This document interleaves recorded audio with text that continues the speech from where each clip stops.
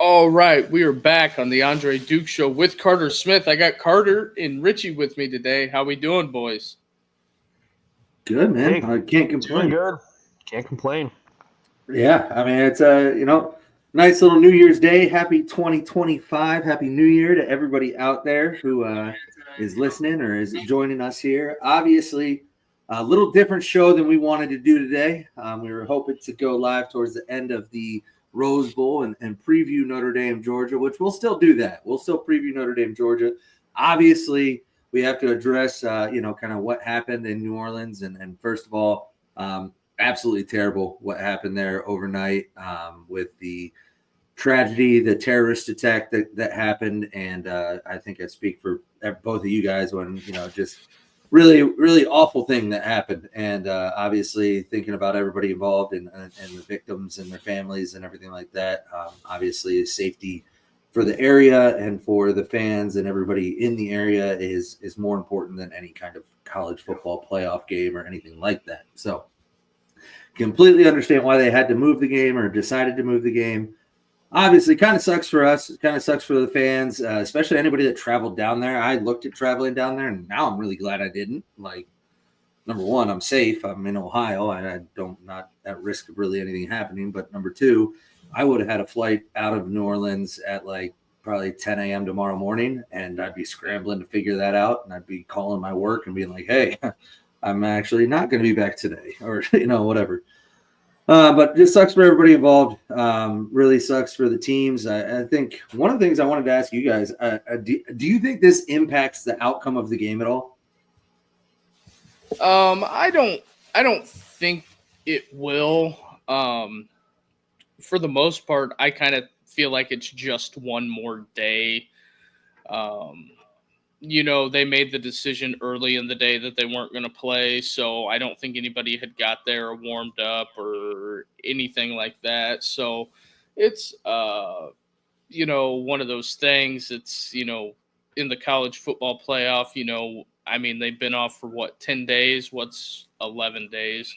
Yeah, It's not yeah. like I no. I mean, I kind of disagree. I got to be honest with you, and here's why. I'll tell you why. So first of all, players, coaches, everybody like that woke up this morning. It was game day. They had their game day routine set. They got into their game day routine. They went through morning meetings. They did everything preparing like they had a game. It gets canceled this afternoon.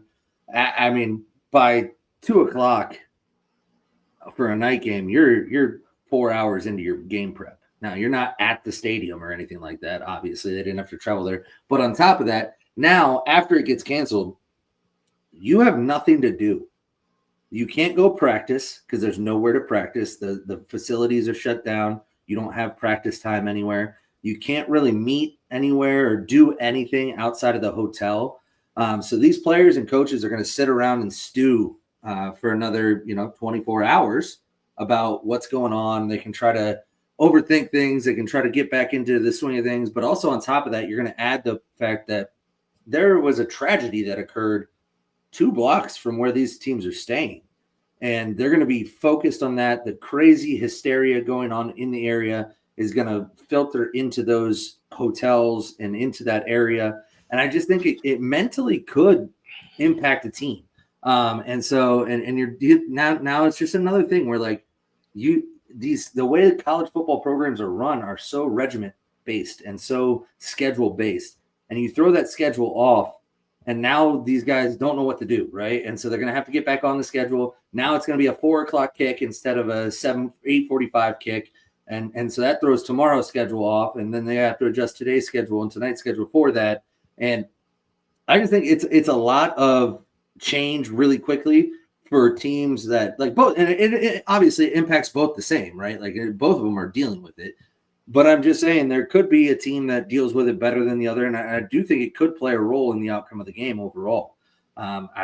It's not an excuse if you go out there and lay an egg or anything like that, but it is something that I think is worth noting. Like, hey, who knows what would like right now we should be midway through the first quarter, maybe starting the second quarter, and they're sitting back at their hotels doing God knows what, right?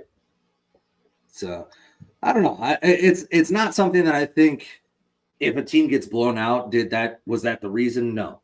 But it could be something that if a team starts slow, maybe they're not as prepared, or maybe they're just a little off. And we've already seen in the other 3 games today, or 1 yesterday and then 2 today, the team that had the bye week started slow in all the games, right? Boise State started slow. Arizona State started slow. Oregon damn near didn't start at all.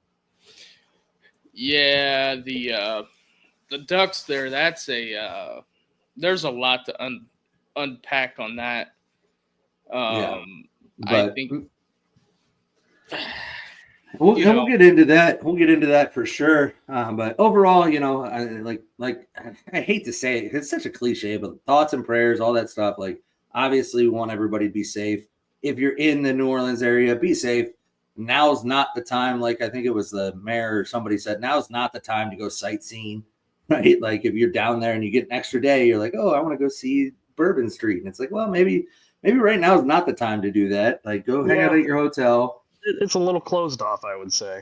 Yeah, go hang out at your hotel, spend some time with your friends and family that are with you or whatever.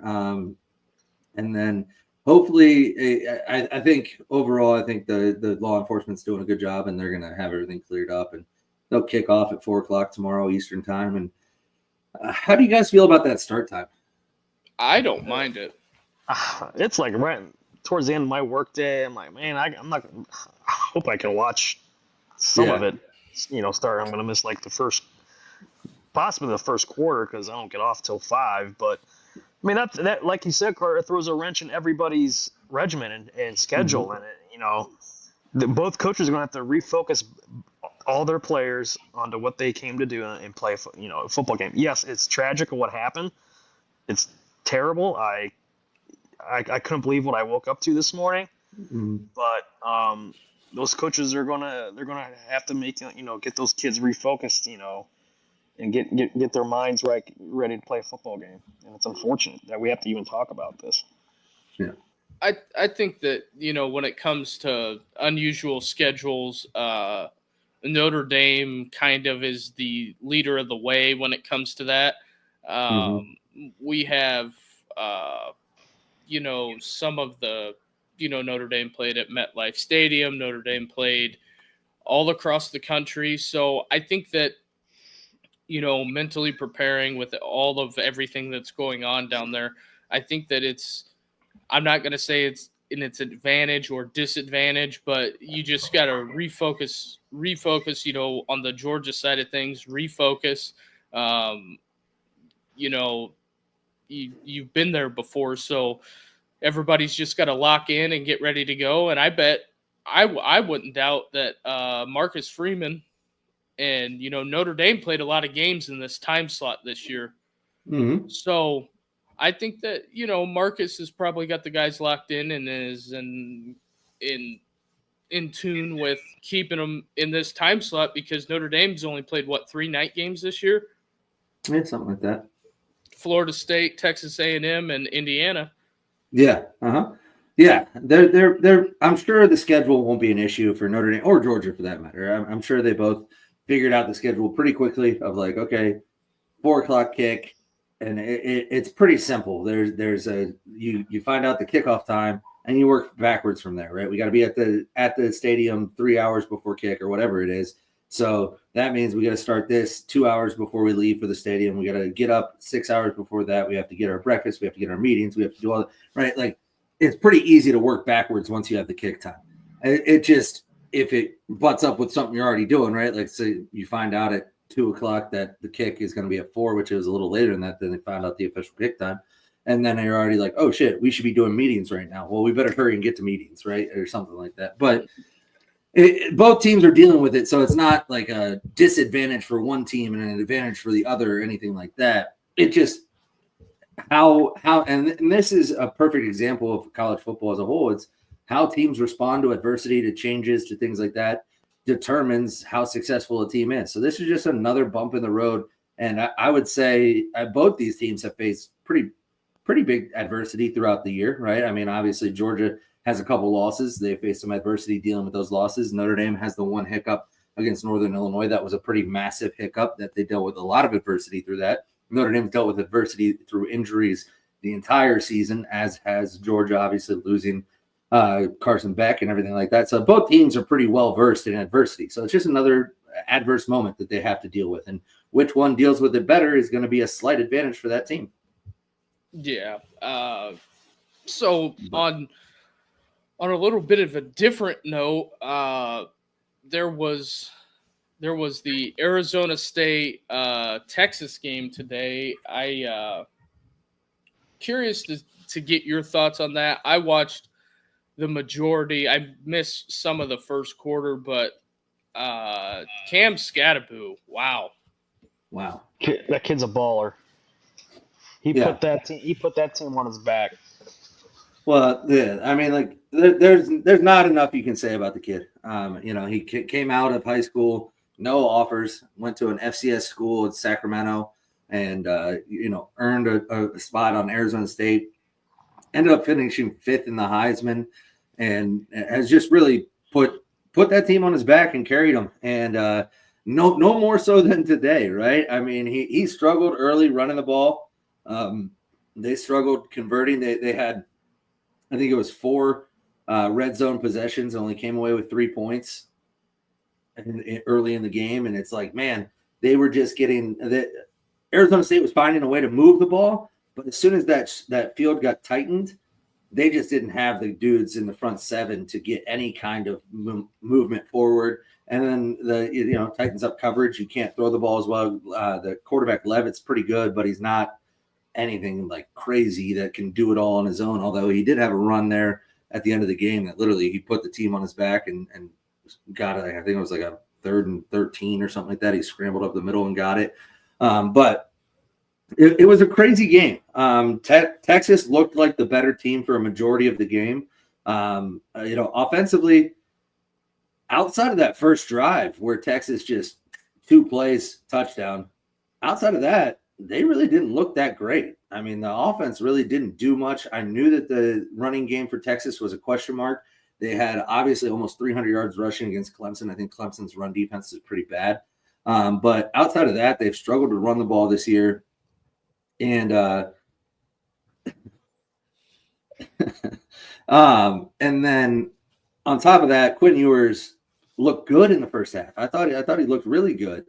And then in the second half, he just couldn't do it. But Arizona State, you got to give a lot of respect to Arizona State for what they did today. I think coming back from 16 down in the fourth quarter, and they get that big halfback pass by Scattaboo, and then Ewers tosses up a anybody go get it ball, and Arizona State comes down with it.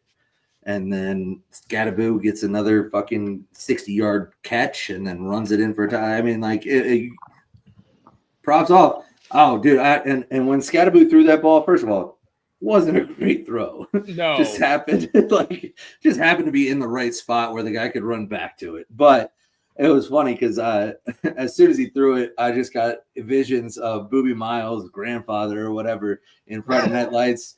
He's like, he can run, he can block, he can catch. And he throws it past, he goes, and he can pass. And I'm just sitting there like,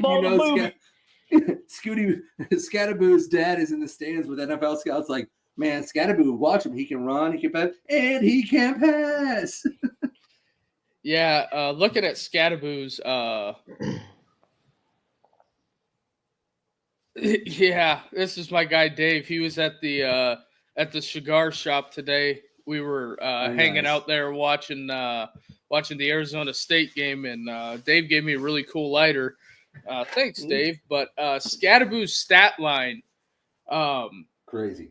30 carries, 143 yards, 2 touchdowns, had 8 catches for 99 yards. He was their offense. And 1 completion for 42 yards in the touchdown. Yeah, and the Levet kid, 222, 24-46. Arizona State was a little outmatched on the in the trenches, the offense, defensive line. That was the big thing. Do I think that I am going to backtrack a little bit on the Alabama thing. And, Are you? and the Ole Miss About thing. damn time. After I'm not saying the playoff format is correct or 100%, indirect science, but I think it's a telling factor that in this college football playoff, Arizona State, and we had talked about maybe possibly they could get left out if they won the Big 12. They put together the best game out of a team, one of the probably the best games so far on a team that was on the cusp of, do we let these guys in or not? Me personally, I'm still not sold on Penn State. I don't think that they have taken that next step with me just by the two teams they played, SMU, Boise.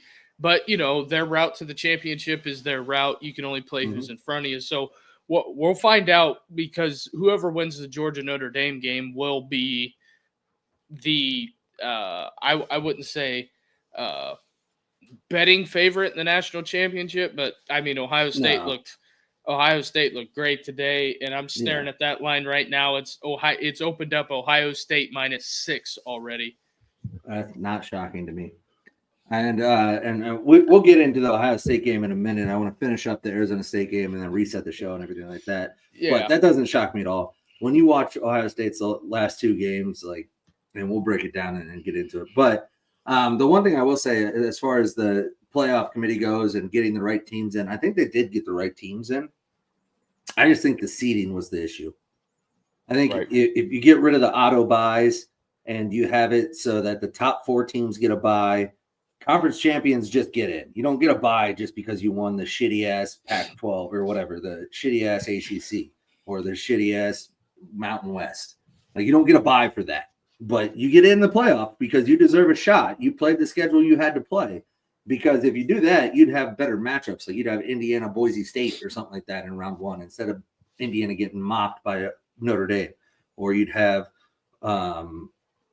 Tennessee, Arizona State, where you'd have another good matchup. And who knows, Arizona State might win that, might give them a little boost. And the other thing that I brought up briefly, I think there is something to say about these teams that had a bye and had extra time off. And, they're maybe a little more rusty than some of the other teams. Now, the other part of that is, did they actually have more time off? Because, they had to win a conference championship game on conference championship weekend, whereas a lot of the teams that played in the first round didn't have to play that weekend, so they had just as much time off.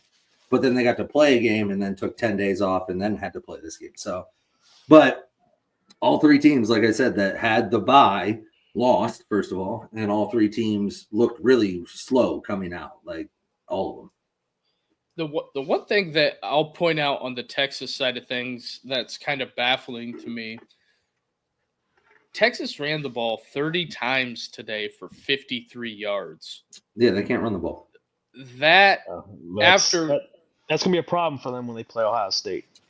That is huge problem. Concerning to me, because and then on the Arizona State side of things, they ran the ball 49 times for 214 yards. That's but just barely 4 yards a carry. They just ran it a lot of times. It wasn't like they were dominating in the run game. They just, 4 yards a carry is decent. It's not great, but it's good. That's your goal. Your goal is 4 yards a carry. So they achieved that goal, but it's not like they were running for 6-7 yards a carry. Yeah, and Arizona State's back end kind of fell apart. They were kind of burnt chicken. In the second half, the Golden Kid went off 7 catches for 149 yards. Well, and let's talk about what are you doing? It's 4th and 13 in overtime, and you decide to bring 8 rushers. Yeah, and I understand the thought process. I get it. I'm a defensive person. I like it. But if you're gonna bring 8 dudes or 7 dudes, I think they brought 8, honestly. But even if you're gonna bring 7, somebody's got to get home.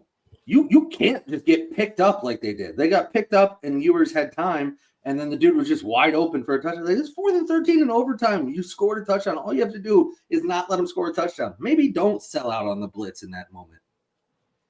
Yeah, that's That's a very unique concept that I thought. Well, especially when your corners have been getting burnt all day in one-on-one coverage. Yeah. Right. Yeah. I don't know.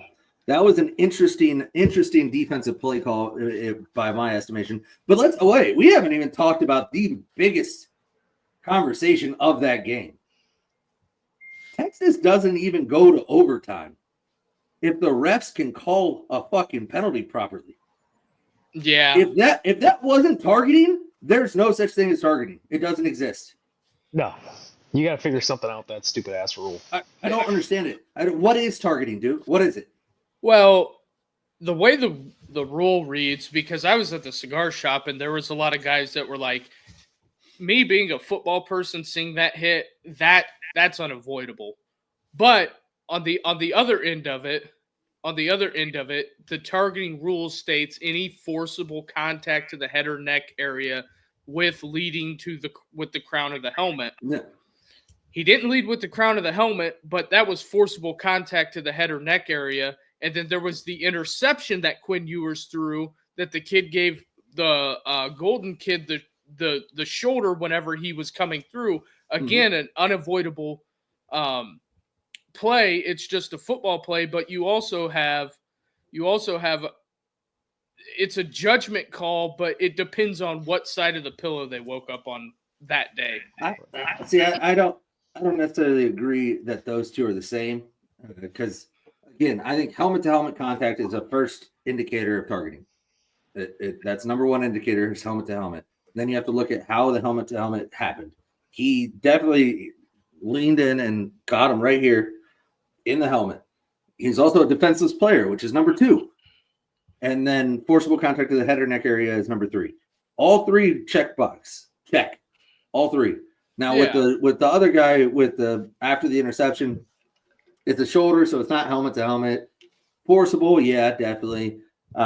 Defenseless, probably. I don't know. That one is more subjective, I think. I don't know how they. And the other thing is, if they had reviewed the interception one and said it was targeting, I would have been okay with it. Now it would have been after the interception, so it would have still been Arizona State ball, because it would have been a personal foul targeting after the pick.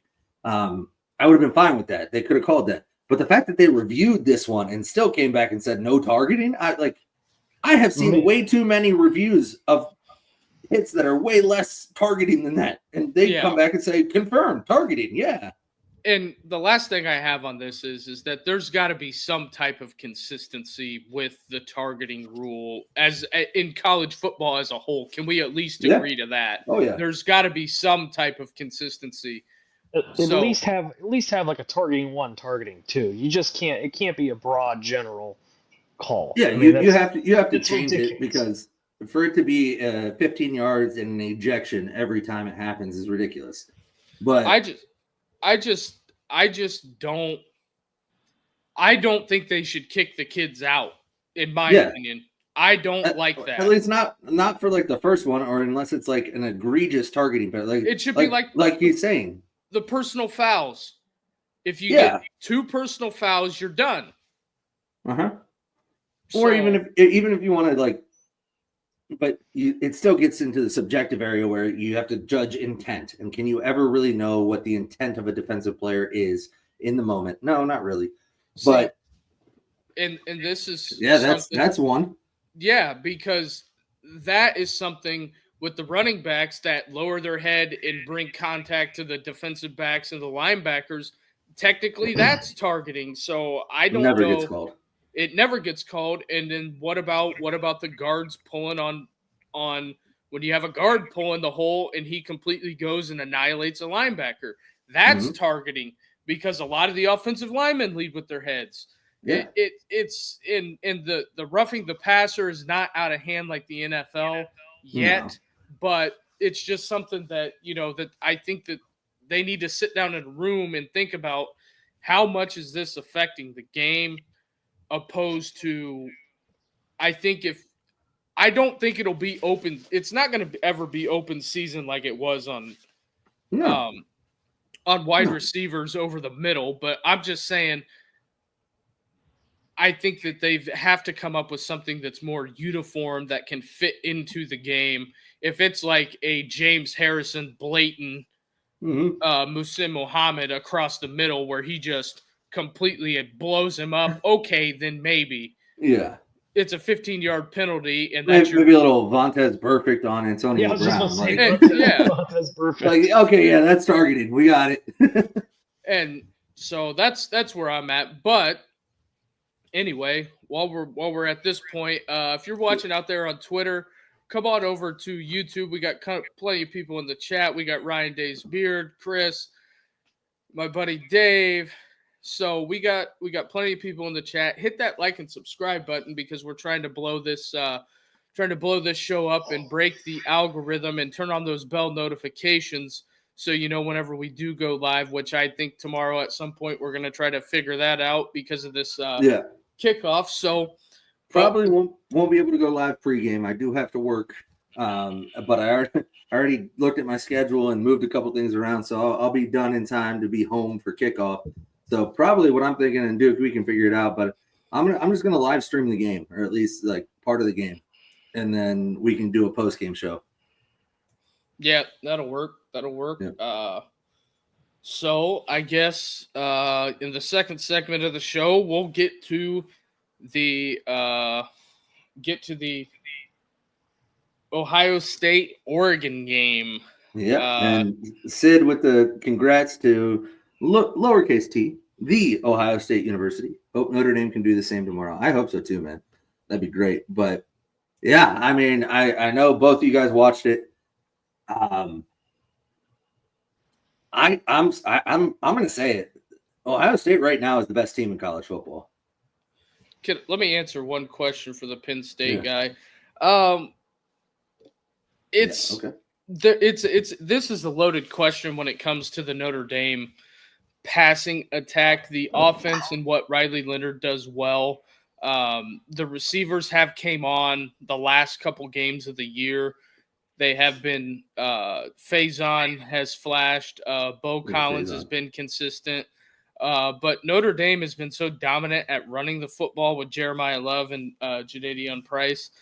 It's one of those things that if you have a good formula, don't mess with it because Riley Leonard is not the stand back there, shotgun quarterback, throw it 40 times.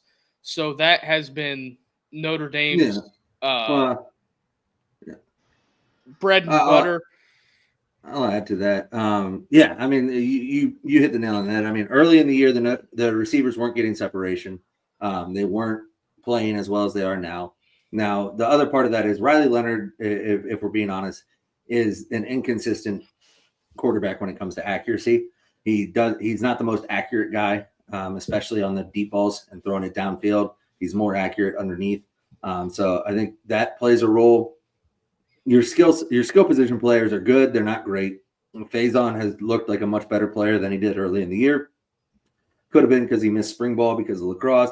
Could have been for a lot of different reasons. But the receivers aren't up to par. Like when you watch some of these schools like Ohio State or somebody, even Oregon with Tez Johnson and Holden and Stewart. That's exactly what I'm saying. They just don't have that level of receiver. They don't have a Jeremiah Smith out there that can go just take over a game, and it doesn't matter if he's covered. If you put it accurately, he's going to catch it. On top of that, they don't have a Riley or a Will Howard. Even Will Howard's accuracy has been incredibly good on the deep ball recently. But it'll be interesting to see how they do against Georgia because Georgia's pass defense is not great. We'll get into that later in the show, but the receivers are not top tier. They're very middle of the road college receivers. I mean, they're good. Don't get me wrong. Like Bo Collins has crazy top end speed, has crazy athleticism. Jordan Faison is just a great athlete. Chris Mitchell has crazy speed. Like they got some dudes. They just aren't excellent receivers. They do block well, though. That's true. Yeah, this is Penn State guy brings it up. That would be cool to see Notre Dame Penn State again. We haven't seen that matchup in a long time. And it'll be in the Orange Bowl. It'd be cool. So, I guess since we're we're diving into the Ohio State, I'll throw some stats out here. Will Howard, 17 to 26, 319 yards, 3 tutties. Travion Henderson, 8 carries, 94 yards, 2 touchdowns. Quinshawn, 17 carries for 85. Jeremiah Smith, 7 catches, 2 touchdowns, 187 yards. So, So do Ohio State fans still want to fire Justin Fry? 31 carries for 181 yards, 5.8 yards a carry. And then how many sacks did they give up? Goose egg. I think Oregon had 0 sacks. Will Howard was not sacked. Oregon gave up 8 sacks. Cody Simon had 2. Lathan Ransom got in on the party. JTT pulled himself off the milk carton for 2, and Jack Sawyer ended up with 2. Yeah. I don't know. I don't know. I think you still got to fire Larry Johnson and Justin Fry. I mean, they are just awful at their job. Clearly. 8 sacks is just not good enough. You need to get at least double digits in the Rose Bowl against a team I was thinking the same thing. You gotta get 15. I mean, what the hell? I mean, they had given up 13 sacks. Oregon had the entire year. If you can't double that in one game, I mean, what good are you as a coach? Right, and it's just unbelievable. It's ridiculous. But I will say, having watched this game, having watched the last 2 games by Ohio State, the only redeeming thing for Ohio State fans that are that crazy, and trust me, I know a lot of them, the crazy fringe or the lunatic fringe, I think is what Kirk Herbstreit called it. The thing is, when you watch this game, this is why the lunatic fringe is the way they are. Because where the fuck has that team been all year? Yeah. That's what the lunatic fringe has expected all year. And now it comes out and they're like, thank you, God. Also, what the fuck was that? Here's an interesting stat that I just pulled up. If you take Dylan Gabriel's minus 43 rushing yards for 12 carries off of Oregon's total, their rushing total is 15 carries for 21 yards. So straight domination, baby. Straight domination. So Oregon couldn't do anything. Oregon couldn't do anything on the ground. Dylan Gabriel was flustered in the pocket, didn't look good all day. No. Well, and the reason is, I mean, obviously Jim Knowles has figured something out with this defense over the course of the past 8 weeks or 10 weeks or whatever it's been since that Oregon game when they got torched. He's figured something out with the defense. And number one thing he's figured out is just let Caleb Downs play football. Stop trying to turn him into a free safety that plays over the top. Just let him go play. Because Caleb Downs was everywhere in this game. He was making tackles in the run game. Every time Dylan Gabriel escaped the pocket and was looking to throw downfield, he would throw it, and Caleb Downs was there. And it just he just took everything away from what Oregon was good at. And on top of that, let's give credit to Denzel Burke. He showed up big today. Mm-hmm. And he got burnt a few times in the first matchup, and he didn't let that happen again. He gave Tez Johnson a little cushion, and he stayed over top, and they didn't hit a single pass over 15 yards, I don't think. And this is the Oregon had one big play, the Trayshawn Holden play. He went for 44 yards. Right. That's right. Okay, I forgot about that one. Please. But I talked to your brother about this a couple of weeks ago after the Tennessee game. We're staring at that dead in the face, possibly. That's a very. Right. I call it from the get-go. Ohio State, Notre Dame, and Natty, baby. I think that, first of all, it would be great for college football because of just the brands and what it would mean. And on top of that, I think right now we'll see. Obviously, Notre Dame has to go out and play Georgia tomorrow. Then if that goes well, they have to go back in 7 days and play Penn State. And Ohio State still has Texas, clearly. Obviously, you still have to play the games in front of you. But if Notre Dame comes out and looks the way they have over the past 12 weeks or whatever since Northern Illinois and takes care of business against Georgia, I think you'd find me hard pressed to say that there aren't two better teams right now than Ohio State and Notre Dame. I think they're playing the best football in the country. I wouldn't have said that going into the playoffs. I didn't think Ohio State was playing the best football in the country after the Michigan game, but they definitely are right now. And if you would have asked me before the playoffs, Ohio State, Notre Dame, national championship, who's winning? I would have picked Notre Dame. I thought Notre Dame was playing better football. Right now, I don't want any part of Ohio State. If I'm Notre Dame, fucking let's go Longhorns. Yeah, they're not saying too much, but that's an interesting storyline, I will say.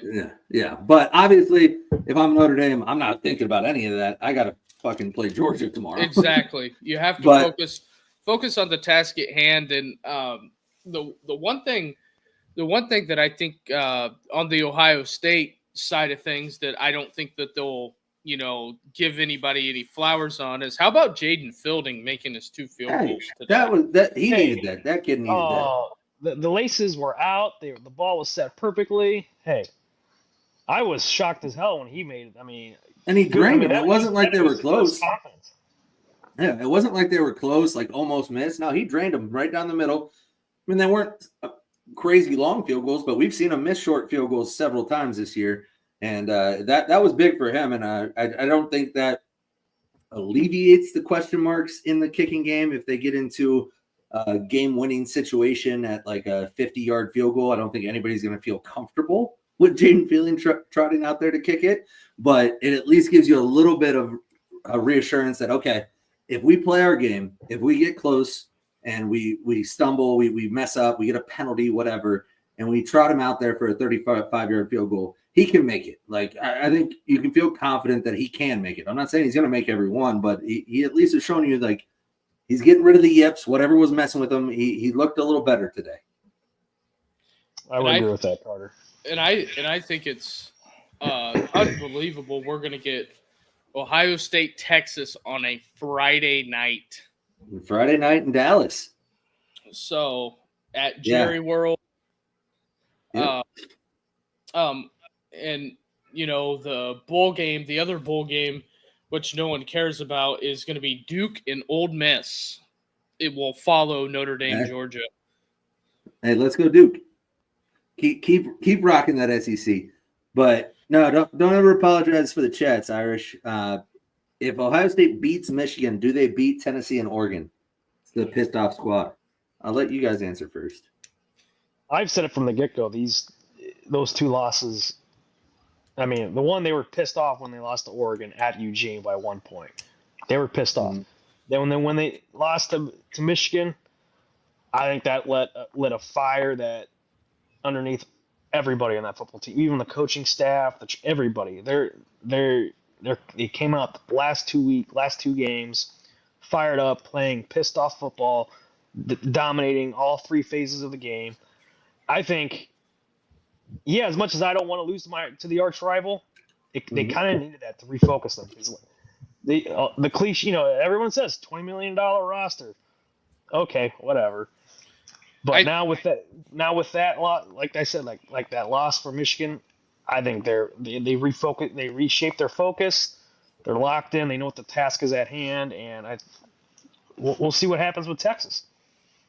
And my thing is that we were on after the Michigan game, we were really Irish. I understand. But after the Michigan game, we gave the synopsis of the Ryan Day thing, and the way the team was trending at that time. They had the players only meeting. Kirk Barton talked about that on Buckeye Scoop and had all the details on that. But they had the big team meeting, had a fiery meeting, and I think it was I said that going into the Notre Dame. When Notre Dame played Indiana and Ohio State played Tennessee, that both teams were on the trajectory. They felt the lowest of the lows on those fields, and that they could automatically erase it and have it with the highest of the highs on that field. And even though Notre Dame, it took them longer to get to the means to the end of it. Ohio State had a little bit of a quicker turnaround to have the highs of the highs again quicker than Notre Dame did, but it's still the same thing, and it's the craziness of college football. And I think one of the things that sometimes people gloss over on the season as a whole is that you only have 12 opportunities. Mm-hmm. And you know who says that? No. Marcus Freeman says that all the time. That's his thing to say to Notre Dame. Hey, listen, you only get 12 opportunities in this stadium, boys. There are 12 opportunities to go out there. Like that's the only thing guaranteed. You don't get a postseason. That's not guaranteed. Right? Right. Not to cut you off, Duke, but that was but I'll answer the question real quick and then we'll get into the Notre Dame preview. But to answer your question, Irish, no.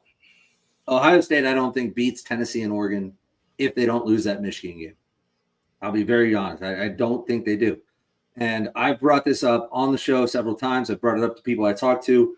There's as a college football team, you have to go through something as a team together. It doesn't have to be a loss. It can be a close game. It can be something off the field. It can be but you have to go through something together as a team that rocks you to your core and brings you together as a team. And I think Ohio State thought maybe Oregon did that. All that Oregon loss did was rock the defense. The offense was still cool. They thought they played great. They should have won the game. The defense had to come together and say, all right, we gotta fix this. And they did. They played the rest of the year. But the offense, you saw it in the Nebraska game. You saw it again a little bit against Penn State where the offense got stifled a little bit and wasn't producing at the same level. And they never had that moment.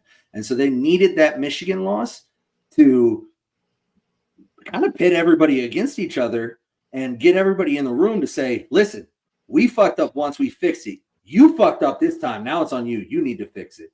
And I think they all came together. And I think that, and I've talked about other teams that have gone through something similar, like Virginia Tech against Ohio State in 2014. That loss absolutely shattered that team initially because they were supposed to run the table. They were supposed to be all this, all that. And to go out week one and lose the way they did shattered the team. They had to come together. They had to put it together and then rebuild that squad.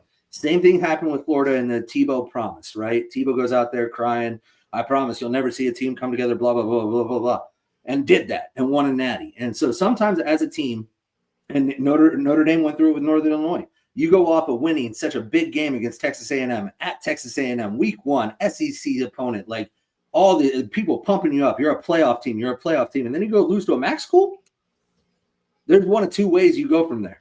After a loss to a MAC school like that, you either go in the tank and it's a 7-5 season like a Michigan, or you turn it around and you say, no, this isn't defining us. We're all coming together right now, and we're going to put this shit together, and we're going to go out and we're going to play the best football we've ever played.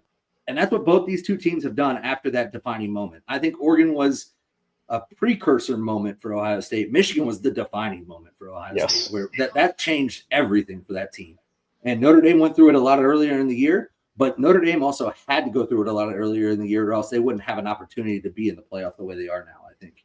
Because the way they played after Northern Illinois is the only reason they got in. Like if that loss happened late in the year and they couldn't rebound the way they did, I think the committee looks at them and says, I don't know, MAC school in week 12? I don't know. So, yes, to answer your question 100%, I think Ohio State loses to Tennessee or Oregon in one of these games if they don't have that, because I think the offense couldn't have come out and performed the way they did the last 2 weeks if they didn't go through that. Right. Here's an interesting stat. In the two playoff games, Jeremiah Smith, 13 catches, 290 yards, and 4 touchdowns. Yeah. And if you don't think that is part because of in the Michigan game, he wasn't even targeted in the second half. If you don't think that plays a role in what they're doing right now, I don't know if you watched that first drive. The first drive, they came out on the field and said, we're getting 4 of the ball. Doesn't matter how. Like the whole first quarter, it was, how do we get 4 of the ball? And it works. Like he's that good. Like literally. And there were some times where they throw it to him and I'm like, oh, okay. And then he went up and got it. And you're like, oh, all right, worked out. Yeah, it was it's tough to to get the how do I want to say it, the gauge on the team with the layoff when it comes to the Oregon side of things, because if you would have asked Oregon the way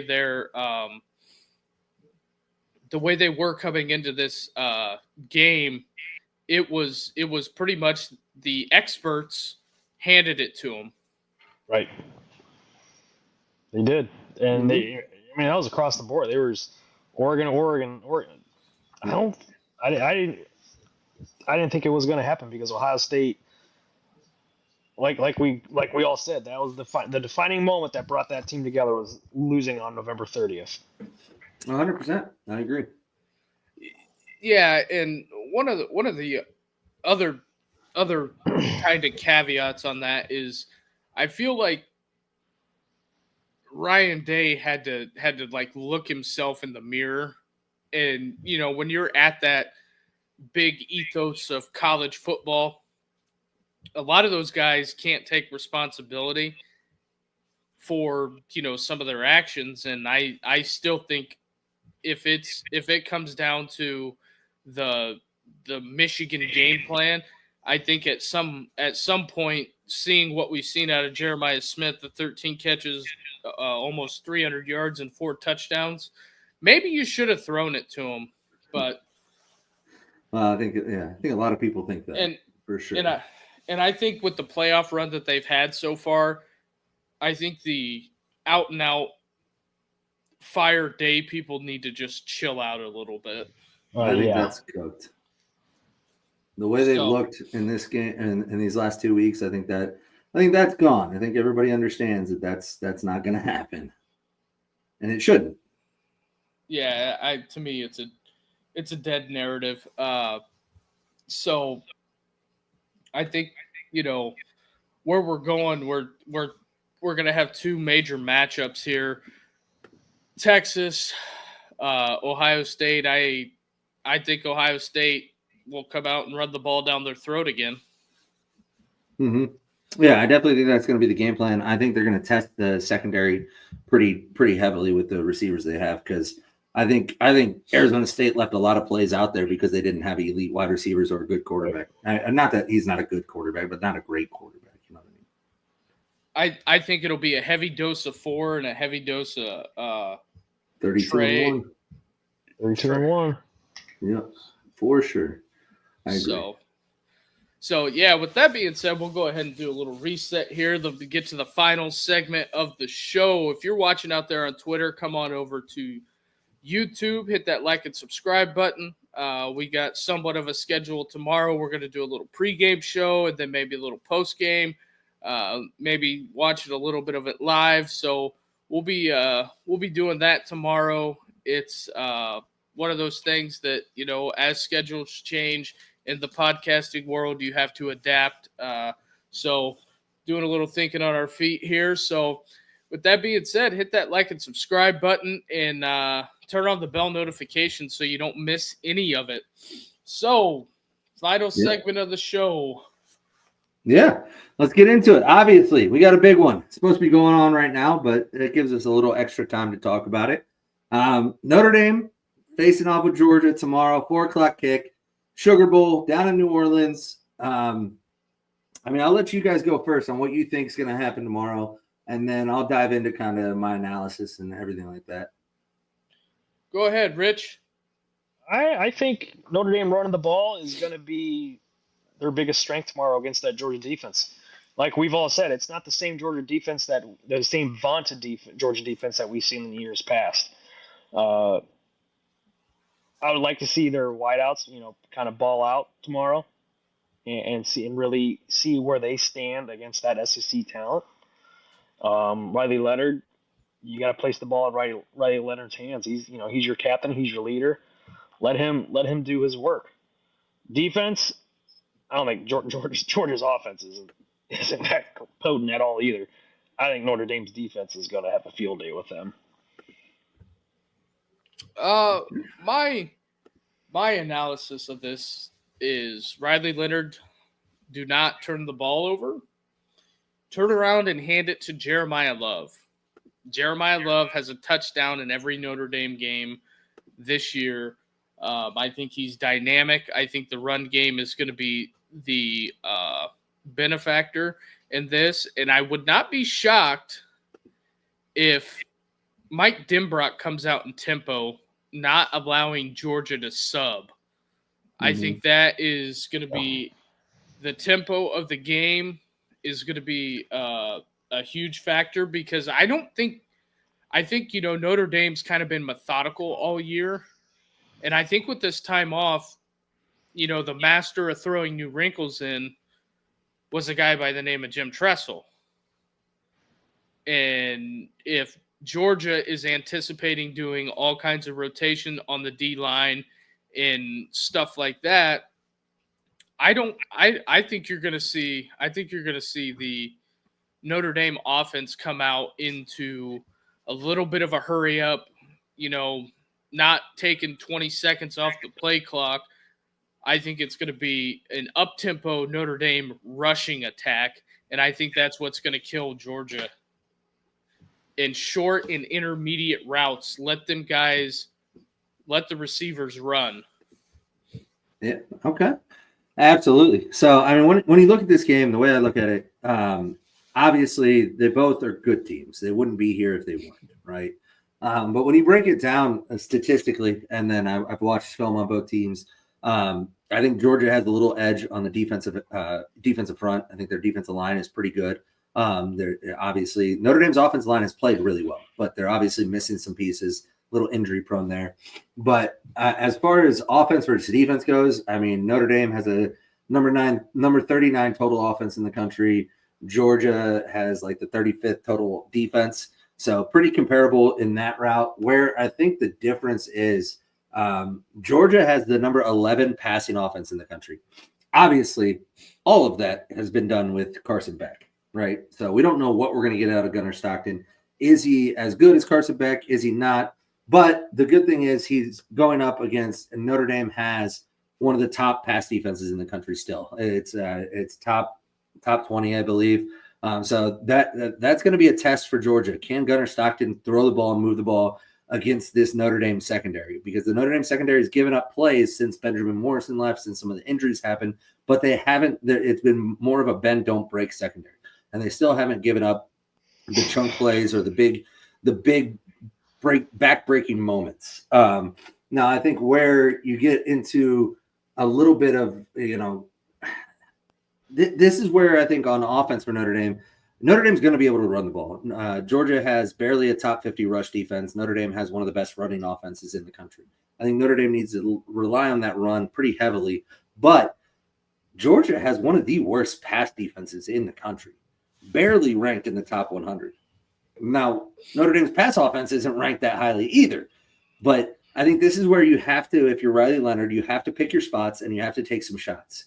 And you have to use the run to open up the pass, right? Establish that run game and start using some of the play action concepts. Start getting phase on some routes that are a little bit deeper down the field. And Riley needs to step up and show us why he was paid $1 million.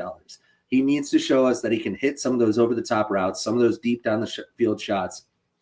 And if they do that, I think Notre Dame definitely wins this game. But if it comes down to a low-scoring defensive game, it's going to be back and forth, and it's going to be the team that makes a play. And the X factor for me is somebody like Bo Collins. If Bo Collins can go out there and really shine and let his just pure athleticism show, because he's going up against a secondary that has been very vulnerable and has not looked great. Now, they did decent against Texas, but we've seen Texas' offense struggle. Quinn Ewers has not been great. Outside of that, obviously Jeremiah Love needs to have a day. He needs to go off. He needs to do what Jeremiah Love does. Get in the end zone, run for over 100 yards, all those things. Riley Leonard needs to use his feet. Defensively, I think you're looking at a real the Notre Dame secondary is going to be tasked with defending the pass. Gunnar Stockton's kind of the X factor for Georgia on offense right now because we don't know what he is, right? But I know he's got much better legs than Carson Beck. So one of the things the Notre Dame defense is going to have to do is contain him when things break down in the pocket because he's going to scramble. He can move. He can run. He's a great running threat. And if they aren't ready for that, that could cause a lot of problems for the Notre Dame defense. Now, on the rushing offense side of things, hold on, where'd it go? Georgia is – hold on, where was it? I just had it. Oh, I don't know. But Georgia's running offense is only like barely top 50 in the country. Notre Dame's rush defense, one of the best in the country. So I think Notre Dame's going to be able to stop the run. If they can contain Gunnar Stockton, they're going to win the defensive battle. And then, like I said, offensively, all you have to do, establish the run, continue to do it, but you're going to have to hit some chunk shots downfield. Notre Dame has the third best scoring offense in the country. They're going to score. This Georgia defense isn't even in the top 50 in scoring defense. They're going to give up points. So you just have to go out. You have to play your game. You have to score points when it matters. And you can't turn the ball over. Obviously, you can't turn the ball over. That's the first thing in all things, right? Yeah, rule number one. Yeah. And let's see. Go ahead. One thing that I'll add when it comes to the quarterback running aspect of it, I think when it comes to if we're going to run that, if Notre Dame is going to run that zone read like they like to do with Riley Leonard, I think you got to take the shackles off him and let him run in this game because Hayes King ran for over 100 yards against Georgia, and I think that, you know, with everything leading up into this, and this green grass brings this up. Yeah, I mean, Well, and here's the thing, and that's where I think things are a little bit different this year.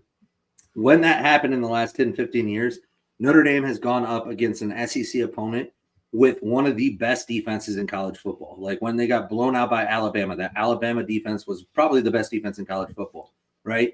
And so you're not facing that. This is not your typical Georgia defense that's number 1 or 2 in the country in every statistical category. Now, does that mean Notre Dame's going to go out and put on a show and put up 35 points? No, not necessarily. But I think that's the difference right now is in most of those big games where Notre Dame hasn't shown up and hasn't scored the points, they're facing one of the best defenses in college football. That's not the case with Georgia. Now, if they get past Georgia and they get down the road, Penn State and Ohio State are 2 of the best defenses in college football. So those are different questions. But absolutely. Yeah, so I think it's gonna be a showdown at the Sugar Bowl. Also, Georgia gave up 42 to Tech. They let Mississippi State score 31 against them. That went over. Yeah. In the SEC. Mm-hmm. Yeah, and on top to go back to what you were saying, Duke, I think that the running ability of Riley Leonard is huge because, like you said, the Georgia Tech game. I mean, I don't know if you guys remember it, but Georgia lost that game pretty much. Like I know they won it or whatever, but they pretty much lost that game. And part of the reason they lost was because Haynes King was able to run that read option and was able to run the ball so effectively. If Notre Dame can take parts of that away from that game and implement it and do it properly, as well as push the ball downfield with his passing, because the one thing Haynes King can't do is throw the ball very well. And one of the things Kirby Smart said when he was asked about it, and, you know, obviously take it with a grain of salt. It's coach speak maybe pregame, you know, leading up to an opponent. But he said Notre Dame's built like an SEC team up front. They have speed, they have athleticism, they have size. He's looking at the Notre Dame offense saying, I'm facing an SEC offense right now. And they weren't that great at stopping SEC offenses. So if that's the case, Notre Dame's got a real good shot to move the ball. Like I said, comes down to turnovers and can Notre Dame's defense. What is Gunnar Stockton, right? If he can run, it might give him a little problem, especially if they aren't prepared for it, because Notre Dame's been really good against mobile quarterbacks, but those mobile quarterbacks are mobile quarterbacks, you know, and you're ready for it going into the game. I think there's a lot of question marks about what Gunnar Stockton is.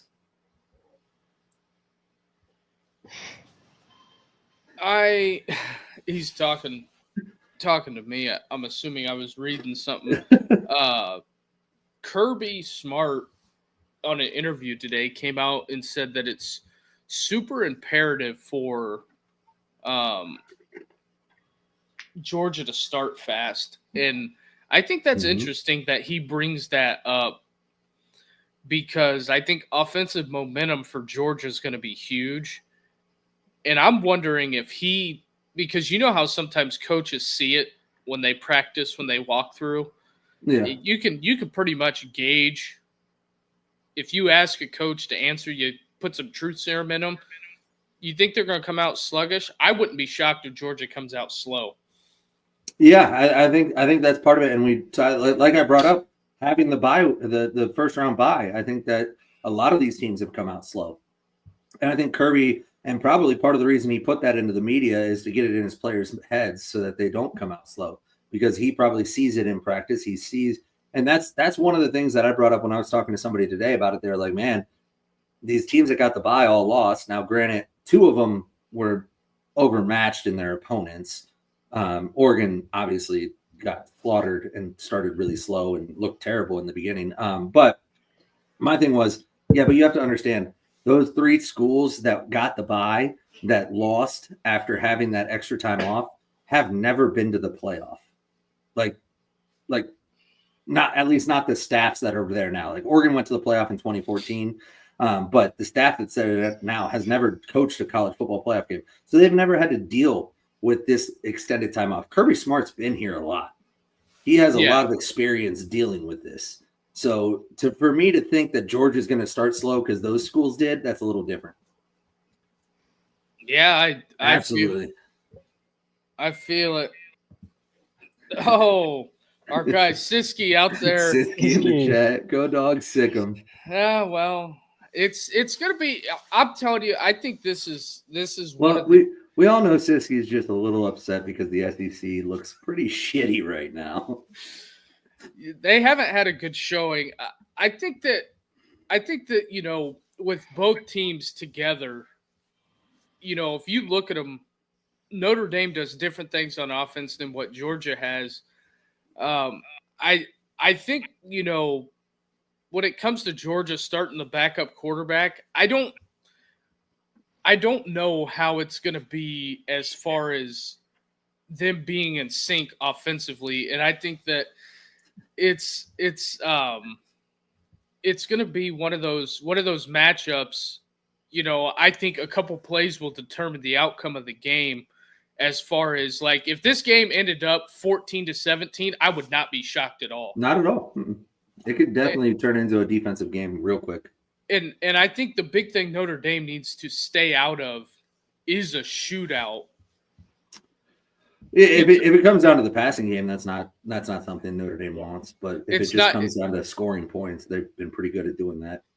And we could also walk into a game that has had that could be rip roaring, and you could have Jeremiah Love pop an 80-yard run, and then the Georgia pops a big run, and then be just trading blow for blow. And I just think that this is such a heavyweight matchup with both of these programs, both of these schools. I think we've got to have I think we've got the 4 best teams left in the nation. Yeah, I think either way it shakes out, I think you're still getting the 4 best. I will, hey, it's supposed to be game day right now, man. I had to throw on the game day. I took off the quarter zip, though. I'll have that on tomorrow for you. But then this is a good question. Yeah, hard to focus on the – oh, yeah. Notre Dame can't just try to out-physical Georgia. That's not going to work. And I don't think – I sure hope that's not the game plan. Like, if Notre Dame goes into this game with a game plan that Ohio State went into against Michigan, where it's like, hey, we're just going to out-physical them and run it up the middle, that's probably not going to go well. Like I said, Notre Dame's offensive line has been really good, but they are depleted by injuries. They don't have their starting offensive line that they were expecting to have for the year. So they're going to have to get creative and not just try to run it up the middle at them. But they have to establish the run still. And also, if you guys are wondering who Tyler is, he's a part of MPW Digital. With him and Neil McCready, they do a podcast 3 days a week at MPW Digital. You've probably seen Siski's clips on TikTok all over the place. He coached South Alabama, Arkansas State. He was at Ole Miss for a while, and was at Alabama with Nick Saban.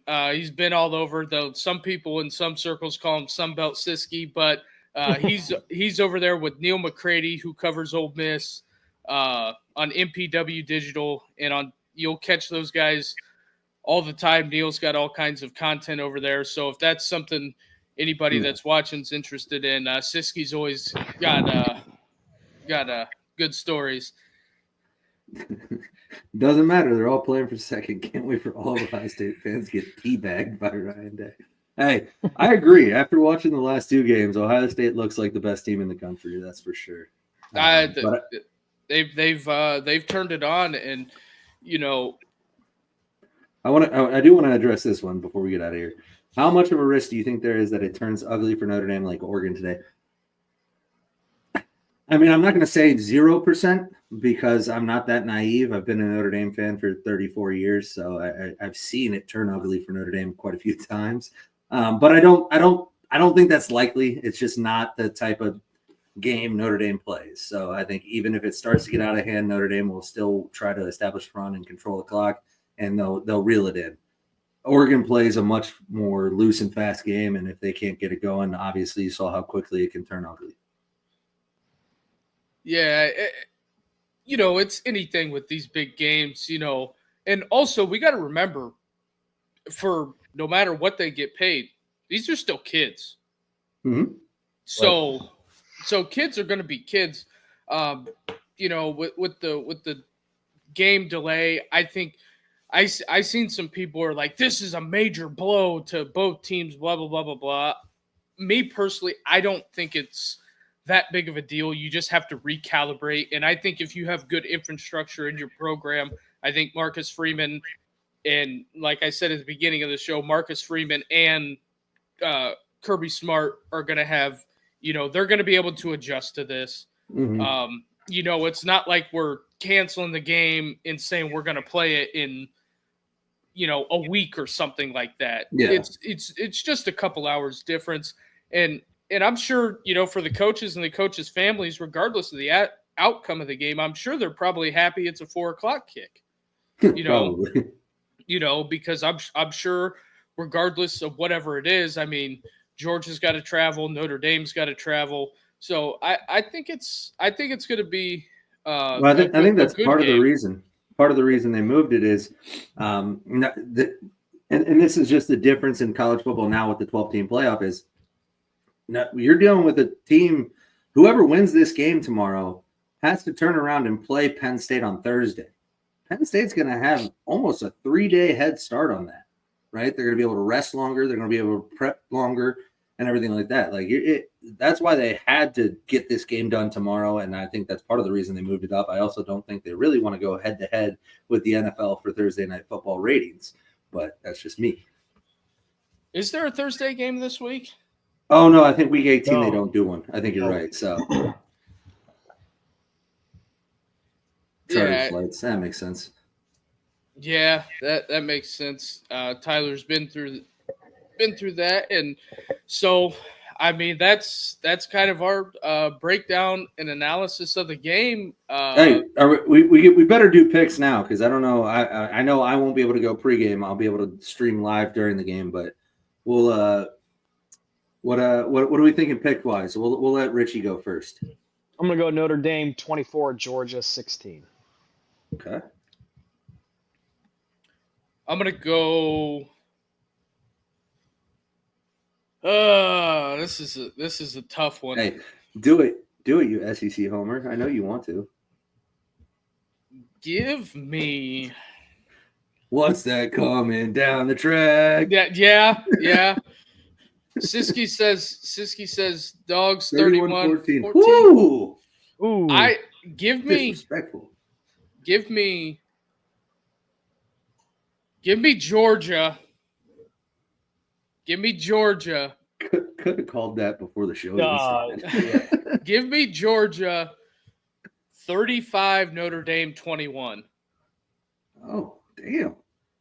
Jeez. The spread's only 1.5, right? And hey, hopefully I'm wrong, but that's what I think. Vegas hasn't been wrong a whole lot other than Ohio State games. the only thing that I'll say that leads me to believe that is that something wonky will happen and Riley Leonard might throw a pick or there might be a turnover and Georgia gets it in the low red zone, stuffs one in, and Notre Dame's offense is not built to come from behind.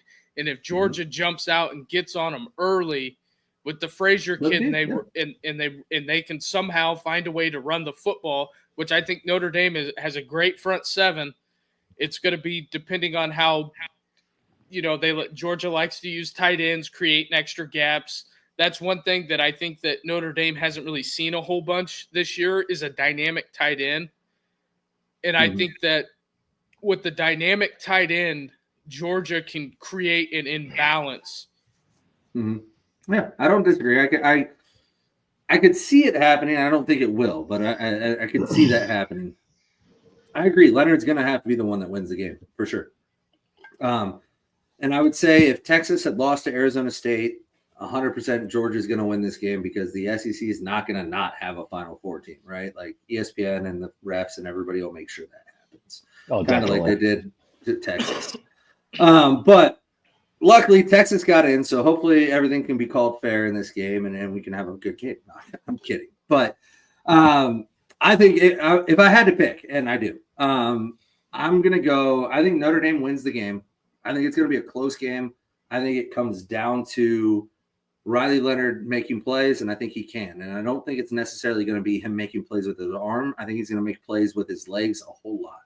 And so I'm going to take Notre Dame, and I'll give it, let's say 31-28. So you're saying field goal? Yeah, it could be a field goal. However, I mean, I don't know if they kick a field goal at the end to win it or if it just happens to turn out that that's the score. But I just think it's going to be that close, and it's going to be kind of back and forth. I don't think Notre Dame's defense will put them in a position where they're down multiple scores. And I don't think Riley Leonard, because he hasn't turned the ball over very much and he has been pretty careful with the football late in the year specifically, I don't think turnovers are going to be a huge factor. Now, if they are, Notre Dame's one of the best defenses in the country at forcing turnovers, and they have more turnover yardage than any team in the country. So if it comes down to turnovers, I like Notre Dame's chances, especially with a new quarterback coming in who turned the ball over in the SEC championship. But if I'm saying that, Gunnar Stockton's going to play well, he's not going to turn the ball over, then I think Notre Dame can keep it close, and I think Notre Dame can win the game. And maybe it's by 3, maybe it's by 2, who knows? But I think a close win. I'd say 31-28 is good. And I agree with Tyler on this. Indy has to stay out of. They got to stay ahead of the change because their offense is built to be on schedule, and when Notre Dame's not on schedule, it typically doesn't go well. The 3rd and 6, 3rd and 7, 3rd and 8, that allows Georgia to do a lot of different things on defense. And I feel like this is one of those games, that I don't have a good gauge on, for the simple fact of I think the biggest thing working against Notre Dame is Carson Beck isn't playing. Yeah. And you have no tape on this kid. And I agree, but the good thing is the tape you do have, when he came in the SEC championship game, their offense didn't change their scheme. They played exactly the way that they played with Carson Beck. He just added a little bit because he can move better with his legs. So I think the game plan is going to be similar. They might utilize his legs more, and Notre Dame has to be prepared for that. Question here from Greengrass. Carter, how can you live stream during the game? I'm a nervous wreck until the game is over for the entire duration. Well, I've honestly never done it during a game. It was requested. It's been requested multiple times, but we'll see. I mean, you guys will get to see exactly how I operate during a Notre Dame game, and it might be entertaining, might be a little scary. Siski says it'll be a lot more QB run, and I can see that. I think that where we're not doing cards. Fair enough. This is I think it was when Ole Miss played Wake Forest, and it was over in like the first 10 plays. Siski and Chase Parham were they did like a 5 or 6 hour live stream during that game because it was like the game that would not end. And I was sitting here and I went out to eat And then I came back and I got on my phone and then like I seen it and they were still on. And those guys are like trying to do like the wrap up of the game. And it was rough. That non-con schedule for those guys. I was looking for the tallest building in Oxford. Oh, that's great. Yeah, there was a guy with big teeth. Siski was doing a TikTok live tonight. This is good stuff. So he's doing a TikTok live tonight, and there's this guy that comes out of the woodwork. His name was Mark, and Mark Tipton. If a guy introduces you and his name is Mark Tipton, he's a stranger danger. Stay away from that guy. He was in there trolling Siski, and then I pulled up his profile picture. The dude looked like Dennis to Menace with the like chiclets. Yeah. They got a Baba Booey. He was, and then he was starting. He said something to AJ McCarron like, "You only won 3 national championships," and it's just like, what? Only? You understand that college players only play for like 5 years. That's 3 out of 5 years. That's not bad. It like out of like decorated college quarterbacks, McCarron's up there. Oh yeah, for sure. He's done nothing but win. He did nothing but win. Yeah. It's this one real quick before we get out of here. That's the one of the failures. Marcus Freeman is third year. He should have had better edge receivers. That's something we've talked about at length in the offseason when we cover recruiting. They just can't get them to come, man. They lost a bunch of the edge receivers and the wide receivers in this recruiting cycle, like Derek Meadows that they thought really highly of, and they can't land them. They just can't. And until you put something on tape and you accomplish something, either winning games or putting people into the league or whatever it is, it's tough. It's tough. And it especially doesn't help you're in South Bend, Indiana. Well, I think now that Notre Dame has rally, it's gonna help integrate some of that in there. Oh, yeah. That's hey, I'm rooting for you, Siski. I'm rooting for you. But all right. We've been here an hour and 16 minutes. Do you guys got anything else to wrap the show? And then I'll go ahead and wrap it, and we'll call it an evening, boys. No. I got nothing. All right. Well, I gave my prediction. I said the Dogs. We'll see. We'll see if it rings true. It's hey, that's a good payout there.